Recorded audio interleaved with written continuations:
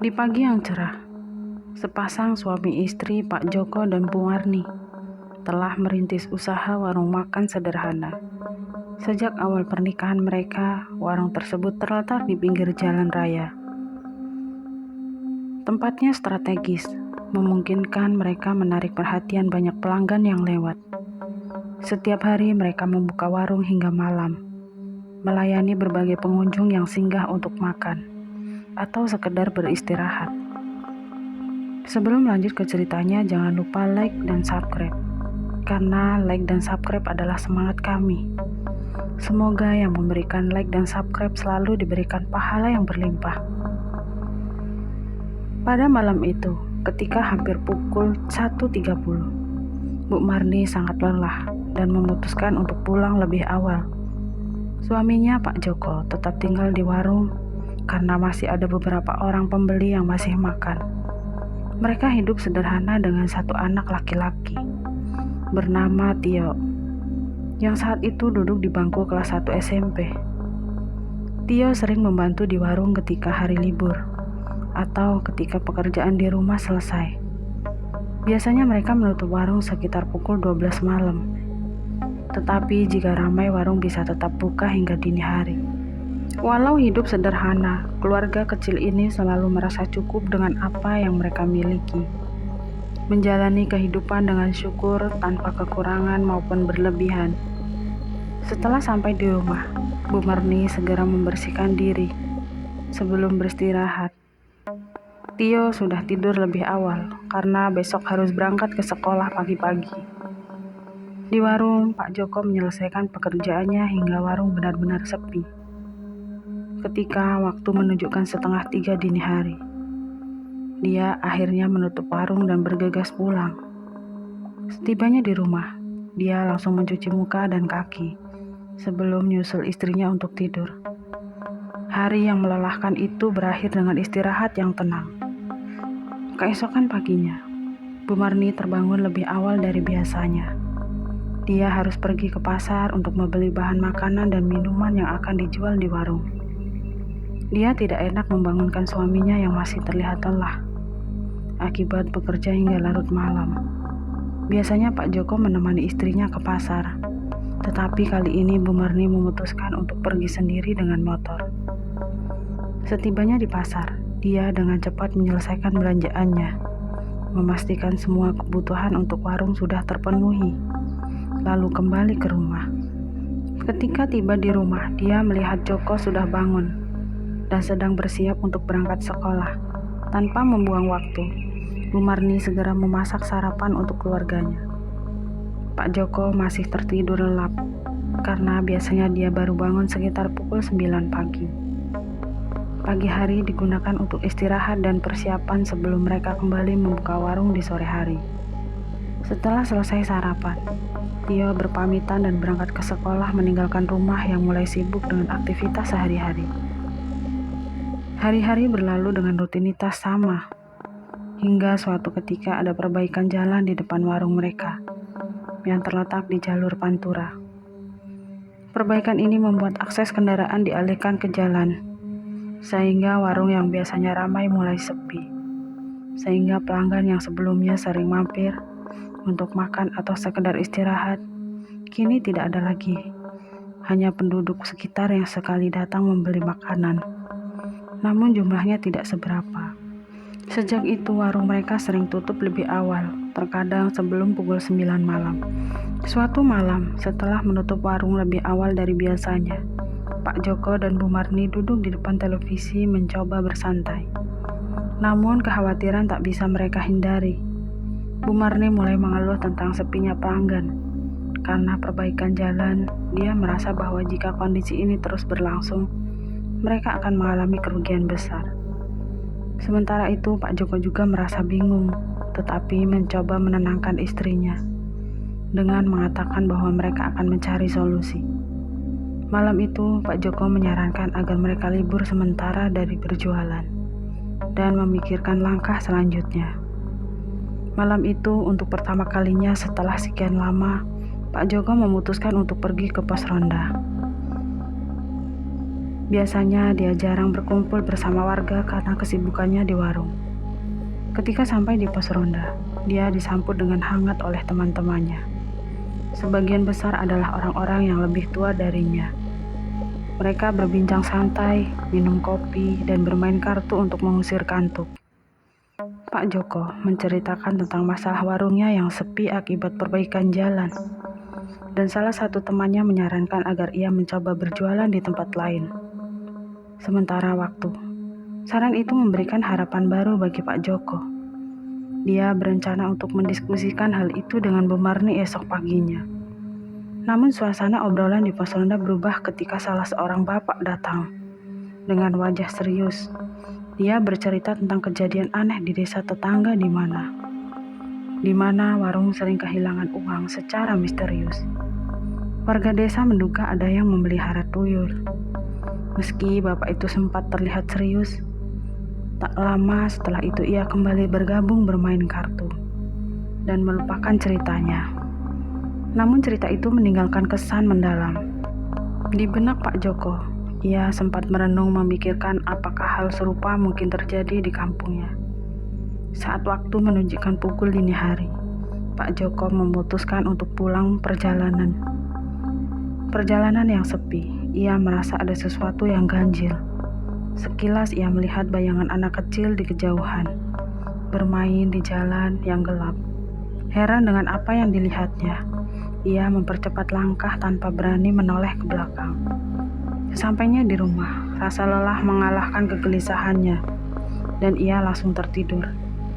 Keesokan paginya saat sarapan bersama Bu Marni, Pak Joko menceritakan saran dari temannya tentang berjualan di tempat lain. Bu Marni setuju bahwa mereka perlu segera mengambil tindakan agar tidak semakin merugi. Mereka pun sepakat untuk mencari lokasi baru. Setelah berkeliling, mereka menembus kios yang disewakan di pasar. Meskipun jaraknya cukup jauh dari warung lama mereka, tempat itu tampaknya menjanjikan. Hari-hari berikutnya, Pak Joko dan Bu Marni mulai membuka kios baru mereka. Namun kenyataan tidak seindah yang mereka harapkan. Kios itu sepi, hanya sedikit pelanggan yang datang, dan keuntungan yang mereka peroleh sangat kecil. Hingga malam hari mereka terpaksa menutup kios lebih awal, karena tidak ada lagi pembeli. Situasi ini terus berlangsung dan mereka merasa mulai putus asa. Setiap malam mereka pulang dengan perasaan kecewa, merenungkan nasib usaha mereka yang semakin merosot. Bu Marni mulai khawatir tentang keuangan keluarga, terutama dengan kebutuhan yang bertambah. Kalau begini terus bukannya malah untung, tapi malah tambah buntung. Rencana kita untuk renovasi rumah dan warung jadi tertunda, kebutuhan juga semakin banyak. Belum lagi SPP untuk Tio dan keperluan lainnya. Pak Joko duduk termenung di teras rumahnya. Pada suatu malam mencoba merenungi berbagai hal yang sedang tidak berjalan sesuai rencana. Saran dari temannya yang ia harapkan bisa membantu usaha dagangannya ternyata meleset jauh dari perkiraan. Tidak hanya itu, proyek pembangunan jalan di depan warung lama ternyata terhenti, membuat warungnya kehilangan pelanggan secara drastis. Sementara itu Bu Marni istrinya telah lama terlelap di kamar, meninggalkan Pak Joko sendirian dengan pikirannya yang penuh beban. Di tengah lamunannya, kenangan tentang cerita dari temannya tiba-tiba muncul dalam benaknya. Waktu itu temannya pernah bercerita tentang kampung sebelah yang sering mengalami kejadian aneh. Hilangnya uang secara misterius. Desas-desus yang beredar mengaitkan kejadian itu dengan orang-orang yang memelihara makhluk gaib, yaitu tuyul. Pak Joko tertegun. Ia tak pernah terlalu memikirkan soal mitos seperti itu. Tapi malam itu dalam situasi yang serba sulit, pikirannya mulai teralihkan ke hal-hal yang sebelumnya tak pernah ia pertimbangkan dengan serius. Pak Joko pun bergumam, apa aku pelihara tuyul saja ya? Lumayan juga kayaknya hitung-hitung sampingan jualan. Pikiran itu terasa aneh sekaligus menggoda. Dalam benaknya, ia membayangkan keuntungan besar yang akan ia dapatkan tanpa perlu bersusah payah. Dalam keputusannya yang penuh keraguan, dia membayangkan secara cepat untuk menyelamatkan usahanya. Di tengah malam itu, Pak Joko memutuskan untuk pergi ke pos ronda, berharap bisa mencari informasi lebih lanjut. Di pos ronda, Pak Joko bertemu dengan beberapa pria yang biasa berjaga malam di kampung. Dia mulai mengajukan pertanyaan yang sejak tadi malam mengganggu pikirannya. Ia ingin tahu siapa saja yang dicurigai memelihara tuyul di kampung sebelah. Para bapak-bapak itu menyebut 3 nama yang mencurigakan. Karena tiba-tiba kaya, Pak Misbah, Pak Supri, dan Pak Bambang. Pak Joko mendengar dengan penuh perhatian, mencoba mencerna informasi yang ia dapatkan. Orang-orang yang disebutnya tadi dulunya hanyalah orang biasa. Namun kini secara ajaib hidup mereka berubah drastis. Dari keterangan itu, Pak Joko semakin penasaran dan merencanakan untuk mengunjungi kampung tersebut. Esok harinya mencari tahu apakah ada kebenaran di balik cerita-cerita itu. Keesokan paginya Pak Joko memilih untuk tidak berdagang dan segera menuju kampung yang dimaksud. Ia melaju dengan motor mengitari jalan yang penuh pepohonan, hingga akhirnya tiba di kampung yang dimaksud. Setelah berkeliling dan bertanya kepada beberapa warga sekitar, ia mendapatkan petunjuk mengenai lokasi rumah-rumah milik 3 orang yang dicurigai tadi. Dari 3 rumah itu, ada 1 rumah yang menarik perhatiannya. Rumah itu milik Pak Supri, yang meskipun tidak terlalu mewah memiliki nuansa yang berbeda dibandingkan dengan rumah lainnya. Ada hawa dingin terasa aneh ketika Pak Joko mendekat. Tanpa ragu, ia mengetuk pintu rumah tersebut. Pak Supri, pria setengah baya yang seumuran dengan Pak Joko, keluar menyambut tamu tak dikenal. Dengan ramah dia mengundang Pak Joko masuk. Setelah mendengar alasan kedatangannya, yakni ingin bersilaturahmi, obrolan ringan pun berlangsung dari perkenalan diri hingga bercerita tentang warung milik Pak Joko yang sepi. Akibat proyek jalan, suasana santai berubah ketika Pak Joko dengan mimik serius mulai menanyakan sesuatu yang lebih dalam. Ia bertanya dengan penuh kehati-hatian, apakah Pak Supri memelihara tuyul? Pak Joko mengarang cerita bahwa ia bisa melihat tuyul itu, meskipun sebenarnya ia hanya menggertak untuk mengetahui reaksi Pak Supri. Ternyata gertakan Pak Joko berhasil. Wajah Pak Supri mendadak tegang dan dalam kepanikan yang tidak bisa disembunyikan. Dia akhirnya mengakui kebenaran di balik rumor itu. Supri meminta Pak Joko untuk tidak menyebarkan rahasia ini kepada siapapun dan sebagai gantinya, Pak Supri berjanji akan membantunya mempelajari cara memelihara tuyul. Pak Joko merasa lega dan senang karena berhasil mendapatkan informasi yang ia inginkan. Ia bahkan meminta Pak Supri untuk menunjukkan caranya agar ia juga bisa memelihara tuyul dan memperoleh kekayaan dengan cepat. Sore harinya, sesuai dengan janji, Pak Supri membawa Pak Joko ke rumah seorang dukun bernama Mbah Marno.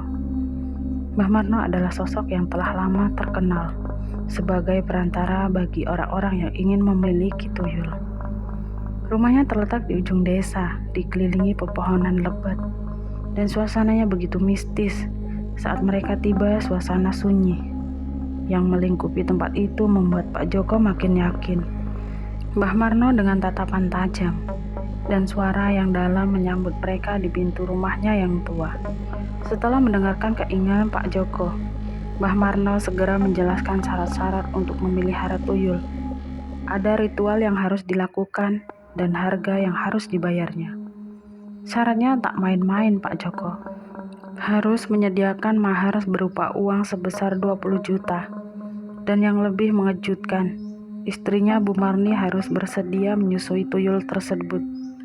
Kemudian dengan suara berat Mbah Marno pun bertanya, "Apa kau sanggup dengan semua resikonya?"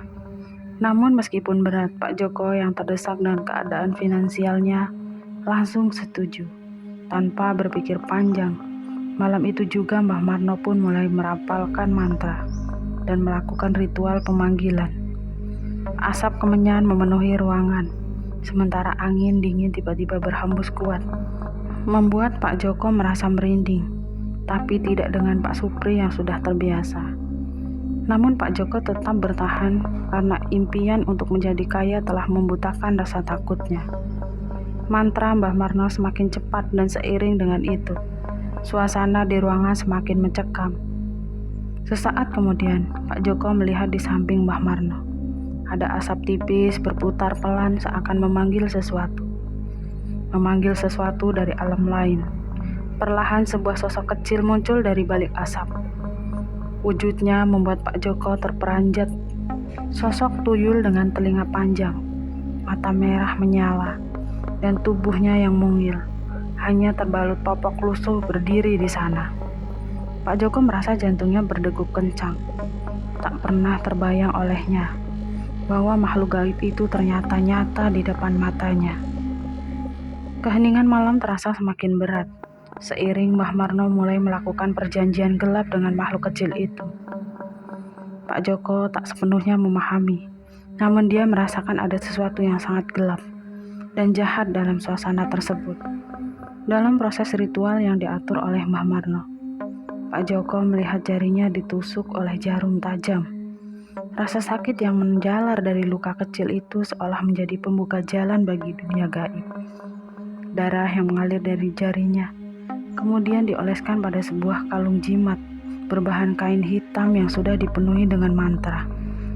Mbah Marno tampak berkomunikasi dengan sosok tuyul, meskipun apa yang dibicarakan tetap menjadi misteri bagi Pak Joko. Dia hanya berdiri dalam kebingungan, merasakan adanya kesepakatan yang sedang terjalin antara dirinya, Mbah Marno, dan makhluk gaib tersebut. Setelah ritual selesai, kalung itu diserahkan kepada Pak Joko dengan petunjuk yang jelas, bahwa untuk memanggil tuyul itu dia harus mengucapkan mantra yang sudah diajarkan oleh Mbah Marno. Mbah Marno pun menambah, nanti setiap seminggu 2 kali si tuyul pasti akan menyusui istrimu. Ketaatan pada perjanjian ini diingatkan secara berulang-ulang oleh Mbah Marno, karena jika dilanggar konsekuensinya bisa sangat fatal. Setelah segala sesuatunya selesai, Pak Joko mengeluarkan uang dari simpanannya untuk membayar mahar kepada Mbah Marno. Uang itu sebenarnya dia niatkan untuk merenovasi rumah, namun kebutuhan mendesak membuatnya mengubah rencana. Bahkan sebagian uang tersebut merupakan hasil pinjaman dari Pak Supri yang sudah menemaninya sepanjang malam. Pak Joko pun berjanji suatu hari dia akan melunasi pinjaman itu setelah keberuntungan menghampirinya. Sepanjang perjalanan pulang, Pak Joko tak henti-hentinya mengucapkan terima kasih kepada Pak Supri. Dan setelah sampai di rumah Pak Supri, Pak Joko pun pamit pulang. Ketika fajar menyingsing, Pak Joko tiba di rumah waktu menunjukkan jelang subuh. Dan rasa lelah mulai menghantam tubuhnya. Namun istrinya Bu Marni langsung menanyakan alasan mengapa dia tidak pulang semalam. Dengan tenang, Pak Joko memberikan alasan sederhana bahwa dirinya menginap di rumah temannya. Hari itu berlalu seperti biasa, namun di dalam benak Pak Joko, malam yang akan datang adalah awal dari sebuah perjalanan yang gelap dan penuh resiko. Pada malam berikutnya, Pak Joko bersiap melakukan ritual pertama yang telah dia pelajari dari Mbah Marno di dalam gudang yang sengaja dia siapkan untuk tempat ritual. Pak Joko mulai merapal mantra di hadapan kemenyan yang sudah dinyalakan. Sesajen yang telah dipersiapkan tersusun rapi di depannya. Udara malam yang dingin menyusup melalui celah-celah ruangan, membuat bulu kuduknya berdiri ketika mantra-mantra itu selesai dirapalkan. Angin mendesak di dalam ruangan, dan dalam sekejap sosok tuyul yang menakutkan muncul di hadapannya. Tubuh kecil dengan matanya merah menyala itu menyiratkan sesuatu yang jahat, yang tak terbayangkan sebelumnya. Tanpa ragu, Pak Joko segera memberikan perintah pertama kepada tuyulnya, mencuri uang dari beberapa rumah di desa. Dalam sekejap tuyul itu dari pandangan meninggalkan Pak Joko yang hanya bisa menunggu dengan cemas. Beberapa waktu kemudian, tuyul tersebut kembali membawa nampan yang penuh dengan uang dan perhiasan. Pak Joko tak bisa menahan keterkejutannya. Jumlah harta yang dikumpulkan jauh melebihi dugaan. Namun kegembiraan itu tak berlangsung lama. Sosok tuyul yang menyeramkan itu menuntut imbalannya, yaitu menyusui istri Pak Joko. Bu Marni meski merasa ragu, Pak Joko tak punya pilihan lain selain mengiyakan. Dengan cepat tuyul itu mendekati kamar Bu Marni yang sedang tertidur. Tanpa menyadari apa yang akan terjadi, tuyul itu mulai menyedot, namun bukan susu dari Bu Marni melainkan darahnya. Saat pagi tiba, Bu Marni terbangun dalam keadaan sangat lemah. Tubuhnya terasa sangat kaku dan sakit, terutama di bagian dadanya yang kini tampak lebam. Dia merasa aneh tetapi tidak mengetahui apa yang sebenarnya telah terjadi. Kondisi Ibu Marni yang semakin lemah membuat Pak Joko semakin gelisah. Dia berusaha menyembunyikan kebenaran dari istrinya dengan berpura-pura peduli. Dia membelikannya obat penambah darah dan membeli sate kambing, berharap Bu Marni tidak menyadari bahwa sumber kelemahannya adalah ritual gaib yang diam-diam dilakukan oleh suaminya. Pak Joko terus menjalankan rutinitasnya, seolah semuanya baik-baik saja. Dagangannya sepi, namun dia selalu mengaku sukses agar Bu Marni tidak curiga. Setiap malam Pak Joko kembali memanggil tuyulnya untuk mencuri lebih banyak uang, sementara tubuh istrinya semakin kurus dan lemas. Waktu terus berlalu, dan ritual itu telah dilakukan berulang kali. Tubuh Bu Marni kini sangat kurus. Wajahnya pucat, seakan-akan seluruh darahnya telah terkuras habis. Bekas lebam di dadanya semakin parah, membuat Bu Marni mulai curiga. Dia merasa ada sesuatu yang tidak beres dengan kondisi tubuhnya. Apalagi suaminya terlihat semakin sibuk dengan ritual yang tidak pernah ia ketahui. Pak Joko di sisi lain terus menutupi kebenaran dengan berbagai alasan, meskipun rasa bersalah mulai menghantuinya. Suatu malam, Tio, anak mereka yang mulai curiga dengan keadaan ibunya, terjaga di tengah malam dan melihat sesuatu yang mengejutkan di sudut rumah. Dia melihat bayangan kecil berkeliaran. Dengan perasaan takut, Tio segera kembali ke kamarnya. Tubuhnya menggigil ketakutan. Malam itu Pak Joko sedang sibuk melakukan ritual di gudang. Tio tidak menyadari bahwa kejadian aneh yang dia lihat adalah bagian dari perjanjian gelap yang dilakukan oleh ayahnya. Bulan demi bulan berlalu. Rumah Pak Joko kini sudah berhasil direnovasi dengan uang hasil ritualnya. Namun kebahagiaan itu hanya untuk Pak Joko, tidak untuk Bu Marni. Bu Marni yang terus merasakan sakit dan lemah.